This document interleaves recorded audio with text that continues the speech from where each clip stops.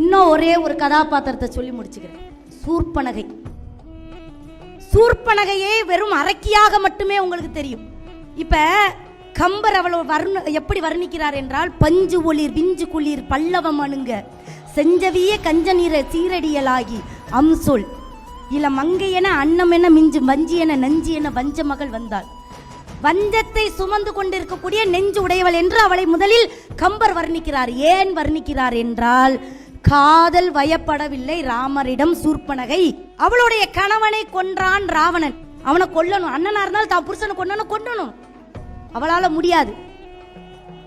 அப்ப அவனை விட வீரனால தான் முடியாது, ராமனால தான் முடியும். அதனாலதான் அவன் மூக்க அறுத்தப்பற கூட எதனால மூக்க அறுத்ததுன்னு அங்க ராவணன்ட்ட போய் சொன்னானா, உனக்காக ஒரு பெண்ணை பார்த்தேன், அவள் அழகுக்கே தெய்வமாக இருந்தால், அந்த பெண்ணை நான் தூக்கிட்டு வரும்போது என் மூக்க அறுத்துட்டாங்கன்னு சொன்னான். கடைசியில் அழிவு கொடுத்தாலா கொடுக்கலையா? நல்லா புரிஞ்சுக்கோங்க. பொண்டாட்டியா அப்படின்னு கேவலமாக நினைக்கக்கூடிய இந்த ஆண்கள் இந்த சபையில் இருந்தால் இன்றோடு அந்த எண்ணத்தை மாற்றுங்கள். எவன் ஒருவன் பொண்டாட்டி காலில் உழுவுறானோ அவனுக்கு சபையில என்னைக்கு வெற்றி இருந்துகிட்டே இருக்கும்.